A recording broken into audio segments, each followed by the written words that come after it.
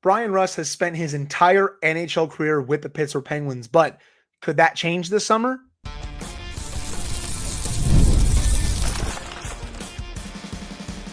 You're Locked On Penguins, your daily podcast on the Pittsburgh Penguins. Part of the Locked On Podcast Network, your team every day. Hello and welcome back to another episode of the Locked On Penguins podcast. I am one of your hosts, Hunter Hodes. You can follow me on Twitter at Hunter Hodes, joined by my co-host, Patrick Gamp. You can follow him on all social media platforms at SendNumberWet, and you can follow the show's Twitter at LO_Penguins. Of course, thank you all so much for making this your first listen/watch of the day. We are free and available on all platforms. And finally, today's episode is brought to you by FanDuel. Right now, new FanDuel customers can get $200 in bonus bets if your first $5 bet wins. Yes, people, I am back. Shout out to Pat, who, even though he was a bit under the weather on Wednesday, he delivered a very good solo episode for you guys. I was in Cleveland seeing AC/DC for the second time of my life, and this has been a 9-year redemption tour in the making. I saw them for the first time in 2016 when Axl Rose of Guns N' Roses was fronting the band because Brian Johnson, usually the lead singer, he wasn't there. And I was so stoked for the show until my first girlfriend at the time broke my heart and dumped me over text the night before. You always remember your first breakup. And I was an absolute mess at that show. I got to see them again 9 years later, and it was everything I could ask for and so much more. Brian Johnson was back. He was great. And then Angus Young was also once again great on the lead guitar.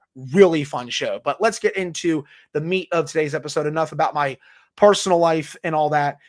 Bryan Rust, Pat. Josh Yohe delivered a pretty big article on The Athletic today touching on the Penguins coaching search and how it's coming to an end soon, free agency stuff, trade rumors, all that stuff. And we're not going to dive into all of it on the show. We're only going to dive into a small little tidbit. You can read the rest for yourselves if you have a subscription to The Athletic, because Josh does a lot of really good work.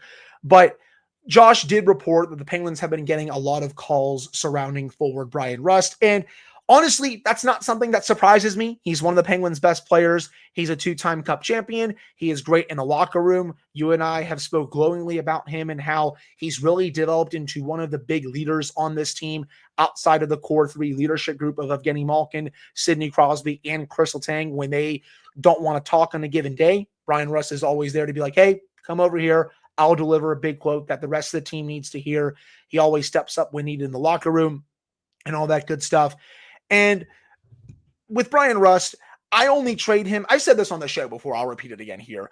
I really only trade him if you get a legit haul. And I do think there could be teams out there that maybe want to give that up, but I'm not trading him for pennies on the dollar or just like kind of a run-of-the-mill regular return. If someone wants to overpay, I would at the very least consider it, if not potentially do it. But it has to make a lot of sense for the Penguins considering how much he has meant to them over the years and especially how good of a player he is. Right. I'll fully admit that I have to kind of separate the emotional attachment that I have to Bryan Rust with the analytical side of it, because I don't want to see Bryan Rust play for any other team, because you and I have said it a million times. He absolutely defines what it is to be a Pittsburgh Penguin. Came from absolutely zero hype, absolutely zero expectation, builds into a top 6 forward, and consistently puts up between 45 to 60 points a year. So even with all of that, he has gone on to score 200 NHL goals. He's got a bunch of clutch goals in the playoffs throughout his career. He very easily, maybe not very easily, but very plausibly could hit 500 NHL points this upcoming season or very early in the season after that. But at the same time, he's 33. He plays a very hard game. And Josh brought this up in his article, which is something that I kind of forgot about. Once July 1st hits, his no trade clause goes away. I was under the impression that he had one through the entirety of his contract, which apparently he doesn't. No, it was only for the first couple years of it, and then it went away. And if you're the Penguins, there are going to be a lot of teams that would want his services. But this is, in a way, very similar to Rickard Rakell, where you can hold on to him and it's not the worst idea, only if you don't get a haul back for him. Like you said, this is not a pennies on the dollar trade. This is not a guy that you just get whatever you can for him, because he has very good value. It's not a hard contract to move. He has very much lived up to it, and he brings what a lot of players don't. And I don't want to overhype him, but at the end of the day, this is a plug and play forward, and those are worth their weight in gold. If you want him to be on your top line and provide offense, he's extremely capable of doing that. If you want to put him on your power play to be a good complementary piece on a power play, he can do that. You want to put him in a bottom six role to play an energy role or a defensive role, he's shown he can do that. You want to put him on the penalty kill, he's a good penalty killer. So this is a player with a lot of value, and if the Penguins do get offered a king's ransom for him, it would suck because I love him as a Penguin, but for where this franchise wants to go, it has to be considered. 100%. Like if you get offered a return that kind of stuns you and it's like, oh, that's a lot more than we expected, you have to at very least consider it, if not potentially do it, even though it would hurt quite a few fans who obviously really like him, us included. We love Bryan Rust on this team. And then B, the other players on the team, especially the core leadership group, who have been with him for a very long time now. So again, that's only if that happens. The more likelier of the two that could get dealt has always been Rickard Rakell. Like if you were to look at both of them for this summer, I think Rickard Rakell is a lot more likelier to get dealt than Bryan Rust. Even though Rust had a really good season, Rakell had an even better season. Teams are always looking for scoring wingers in the summer, especially if they don't get some of their top targets in free agency. Honestly, after a few top guys at forward in free agency, the market kind of goes down a little bit. So Rickard Rakell could be one of the top players available for trade for teams that need more scoring heading into next season. And I still feel like the Penguins could get a fairly decent return back from him. And Kyle Dubas kind of hinted at that during a couple GM shows during the season, where he was like, yeah, I know I didn't deal him, but I kind of know what the market is going to be for him this summer, which makes me confident that the Penguins could potentially get a decent package for him back. But in terms of Bryan Rust, again, I don't see it happening, but again, if you get a really good offer, it's something to be considered, because I don't think he's an untouchable. I think there's very few untouchables on this roster. Sidney Crosby's not going anywhere. Evgeny Malkin is not going anywhere. Chris Letang, I would probably put him close to up there. I don't think he's going to get traded though. So the main two though are Crosby and Malkin. Someone like Sergei Murashov's not going anywhere. Rutger McGroarty, I hate being a little unfair and calling him untouchable, but I still don't think he's going anywhere either. Ville Koivunen, but like in terms of like purely like untouchables, you probably have to go to like ownership to move them or something like that. It's mainly Crosby, Malkin, and maybe to a lesser extent Letang. Bryan Rust, he's close, but I don't think he's in that category just yet. But that's how I kind of feel about the situation. And you can't discount, what someone like him can do for the locker room, for some of these younger players. You want someone like him around to really show some of these younger guys the ropes of what it takes to potentially win at the NHL level. Pat and I both know this team's probably not going to be very good next season, but you still want to surround some of these younger players with other players who have been in a winning culture before and knows what it takes to be in that culture, and B, get back to that winning culture. And I do feel like that plays a role in this as well. I'm not trying to overrate some of the intangibles here or anything like that. I'm just trying to look at the overall picture, his play on the ice, his role off the ice, his role as a leader, and all that good stuff. It's what I've said about him multiple times. The aura that Crosby, Malkin, and Letang have around them. They're legends. They're surefire Hall of Famers. And not to mention, like I said, they have that aura around them. Bryan Rust is a guy who had to scratch and claw to get to the NHL. And sure, he's become a bigger name, but you have a different perspective when it comes to leadership for those young guys, because it may be a cliche, but it's a cliche for a reason. Getting to the NHL is the quote unquote easy part. The hard part is staying in the league, because there are so many who have a cup of coffee, they have a good few weeks, and then you never hear from them again.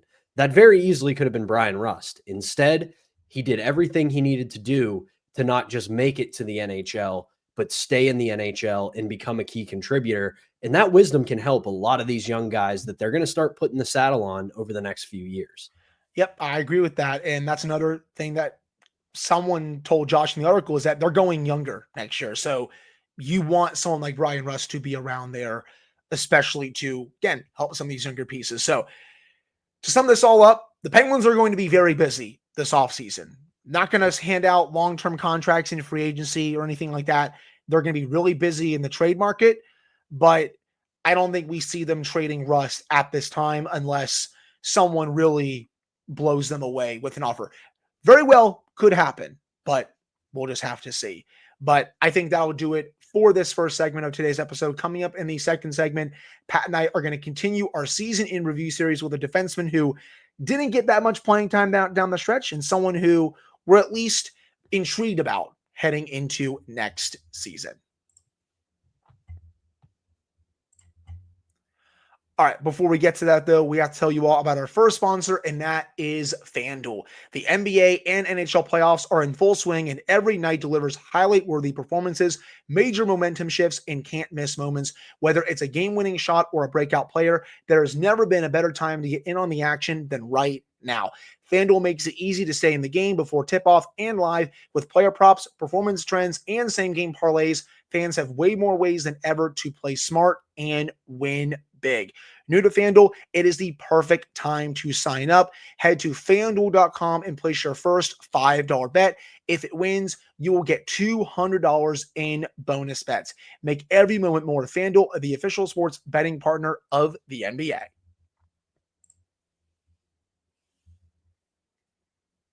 All right, we're back here on this episode of the Locked On Penguins podcast. I'm one of your hosts, Hunter Hodes, joined by my co-hosts, Patrick Amp and Pat. We're continuing our season in review series today with Penguins defenseman Vladislav Kolyachonok. So he was claimed on waivers during the season. The Penguins wanted to take a little bit of a chance on him. Played 12 games, a little over 162 minutes of 5-on-5 ice time. The underlying numbers definitely weren't that good once he got to Pittsburgh. 44% of the shot attempts when he was on the ice. -4 goal differential at 5-on-5, 43% expected goal share, 38% scoring chances, 40% high danger chances. It's a far cry from where he was with Utah, where he was at 52% of the shot attempts, 57% expected goal share, 56% of the scoring chances, 61% of the high danger chances. Though I think with a new coach, he could potentially get back to that level. Say if the Penguins hire Mitch Love, and again, I still think it's his job to lose right now. Maybe we get an announcement on Friday. Maybe we get it early next week. I think it's coming in the next few days. June 1st is just 3 days away at this rate. But if Mitch Love is the hire, I really do feel like he could really work with Kolyachonok to get his game back up to where it was during his short stint with the Utah Mammoth. I got to get used to saying that now that is their official name. We're not doing the Utah HC anymore and all that. But I still liked Kolyachonok skating for the Penguins, though I felt like some of his decision-making, especially as he played a few more games, wasn't where I wanted it to be. But I still feel like this is a very incomplete grade. You turn on the tape for Utah, he skates like the wind, has some offensive ability, but didn't really use a lot of that to his disposal in Pittsburgh. But again, Pat, it's only 12 games. That's why I say it's an incomplete grade. I felt like his skating at times was fine with the Penguins. It just wasn't at the level that I saw with Utah, even though that was also a short sample size. Before that, only played in 23 games for Utah. I saw some of his offensive ability a bit more with Utah. Didn't see it with the Penguins a bit, but he was also shuffling between defensive pairings, playing in the top four, playing in the bottom pair. It was kind of a makeshift defensive group to end last season, if I'm being honest. So I think heading into next season, he's someone that can be a number 7 guy, maybe at best number 6 guy, but I'm still not sure he's going to be in the opening night lineup next year, just because they still have quite a few holes to fill on that left side. But if he's your number 7, number 8 guy along with Ryan Shea, I think that's totally fine.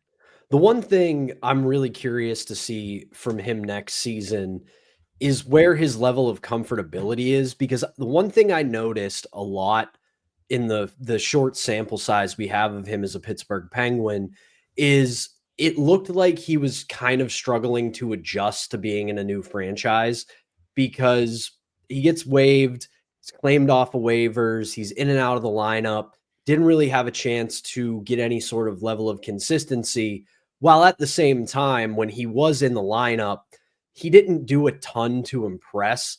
I believe I said this a few times during the season when we discussed him. It wasn't that he played poorly.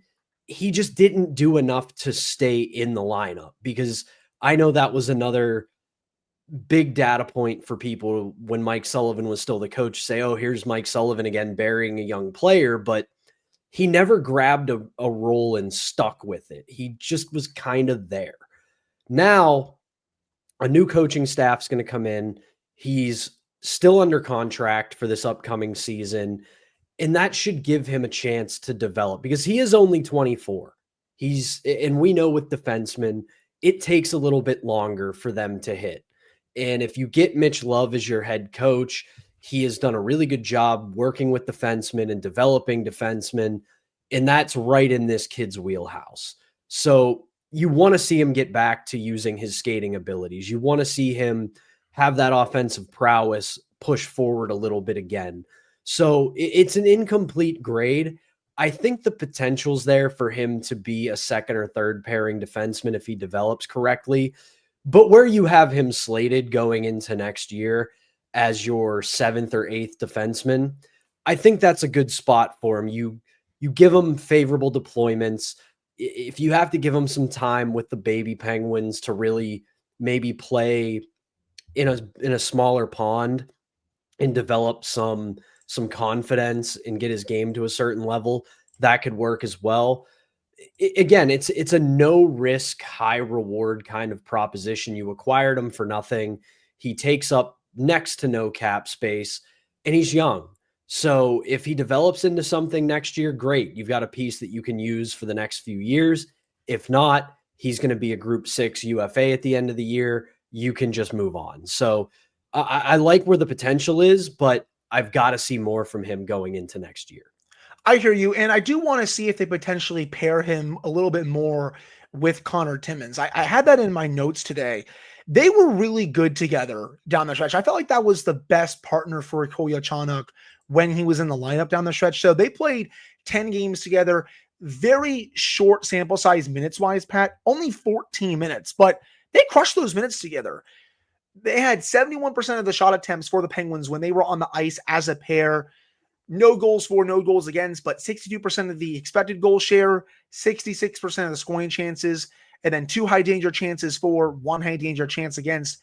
Give me a little bit more of that. I know it's only 14 minutes, but if you want to experiment a little bit more with that pairing, I'll be totally good with it, because I thought Timmins, for the most part, was good once he was acquired. And when you put Kolyachonok with him, even though it wasn't even 15 minutes, they still showed some flashes together. So if they do want to experiment with that at times during next season, when Kolyachonok has to come in, because I'm sure there's going to be an injury or two to this defensive group, you're not going to probably play all 6 of your regular defensemen every game. That's just not how it usually goes at the NHL level. But assuming they bring Timmins back, assuming that Kolyachonok is the number 7 guy, give them some more minutes at times next season, because I feel like that could be something worth exploring a little bit. Right. And I think that's something that we are going to see a lot over the next couple of years, especially with team sources basically saying that they're going younger next year. They're going to put a lot more focus on the young players. And if you do bring Timmins back and Kolyachonok is still here, see if there is something there, because very small sample size of those two together. And you want to find out if that is a thing or if it was just an outlier. And if you have both of them, it's worth a look. We know what the goal is right now. The goal right now is not to win. The goal is to get younger, find your key pieces for the future, and be ready to go in a year or two. So this year, whether it's Mitch Love, Jay Woodcroft, DJ Smith, somebody who hasn't been named yet, be a mad scientist this coming year. Experiment with everything. Forwards, defensemen, goaltenders, strategies, you name it. If you've got to throw everything in a blender every third game, that's fine. Find out if you've got something that works. And once it does, or if it appears like it does, give it some time to cook. If you're going to put those two together, don't put them together for a period in one game. Put them together for a 5-game stretch and find out, do they work well together? Is it a flash in the pan? Do we need to move on?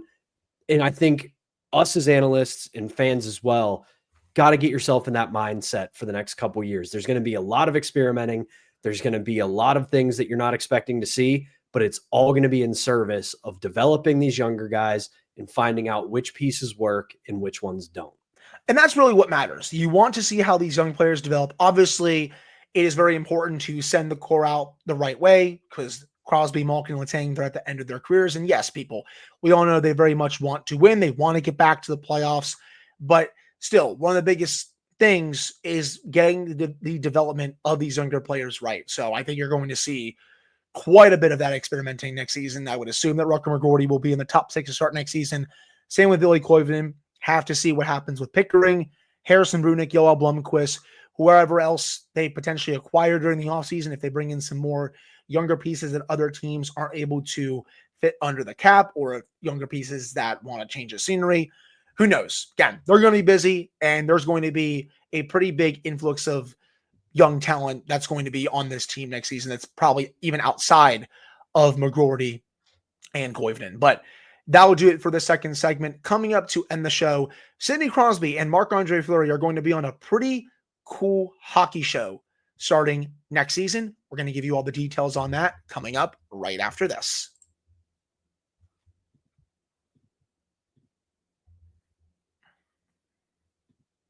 All right, we're back here on this episode of the Locked On Penguins podcast. I'm one of your hosts, Hunter Hodes, joined by my co-host, Patrick Damp. Pat, Marc-Andre Fleury and Sidney Crosby are going to be on the Faceoff inside the NHL series. This will be season 2. Season 1 was fairly decent. I didn't finish all of it, but the parts I did see, I felt like were pretty good. But getting the chance to go inside for Sidney Crosby and Fleury just for this past season, Fleury, his final season in the league. Crosby had another 90-plus point campaign. Matthew Tkachuk is also there. Mikko Rantanen, that's going to be a really fun one too, especially with the year he had. Anze Kopitar, William Nylander, Brendan Shanahan, Sean Monahan with everything that happened, of course, in Columbus. I'm really excited to watch this. I am too. I loved the first season for one main reason. The NHL over the past 20 years has been so brand conscious and not in a good way. They don't want anybody stepping out of line.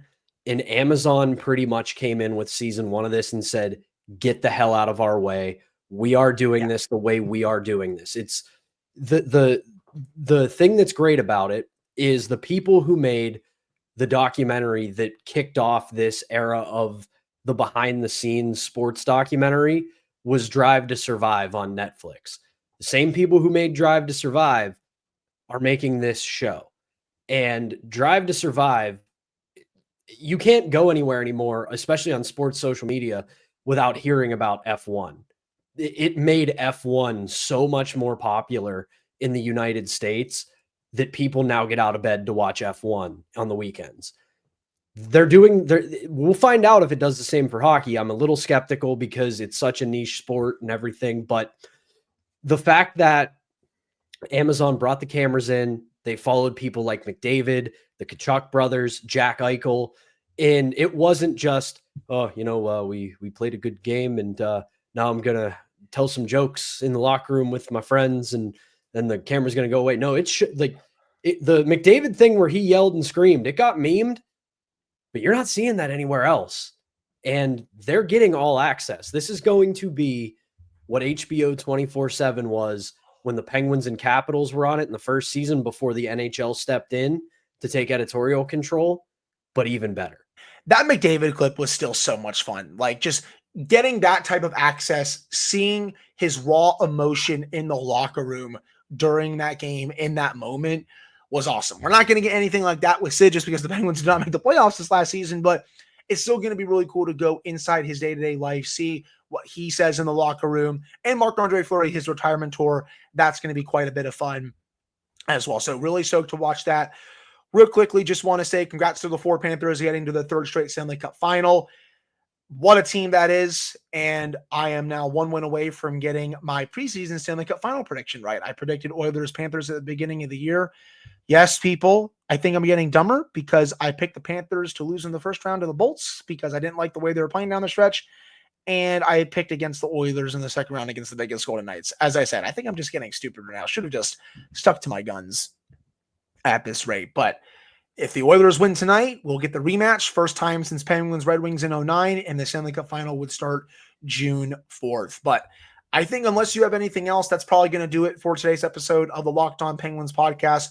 Pat and I are going to be back on Friday, and who knows? We could get the coaching hire potentially as early as tomorrow. We get that Friday news dump, all that good stuff, or unless they maybe do it Monday, Tuesday, something like that. Who knows? But if it's tomorrow, don't worry. We're going to have a breaking news episode for you guys. Might be a car cast for me because I'm going to the beach for the next week. Don't worry, though, people. Pat's not doing any solo episodes. Bringing my mic, bringing my laptop. We're doing 5 episodes daily next week. Really stoked for that. And yeah, do you have anything else to add for this one? I'm really excited for this Stanley Cup final if we get the rematch, because these are 2 teams at the height of their power. And I don't know if I want to root for a Canadian team, but you know what? Give me that rematch and give me Connor McDavid getting his first cup, because we all love the comeback story when you have round 2, just like our Pittsburgh Penguins did. I think it might be their time, but man, that Panthers team just pesky, and they are a blast to watch. It will not be easy for the Oilers to do it, but hey, if you want to be the best, you got to beat the best. I think it would be really fitting for the Oilers to win it after losing the way they did last year. But hey, let's see if they can close out the Stars first. But Pat and I will be back with a fresh episode of Locked On Penguins on Friday before 5 new episodes for you all next week. So for Patrick Damp, I'm Hunter Hodes. Thank you guys so much for tuning in. We appreciate it. We'll be back on Friday.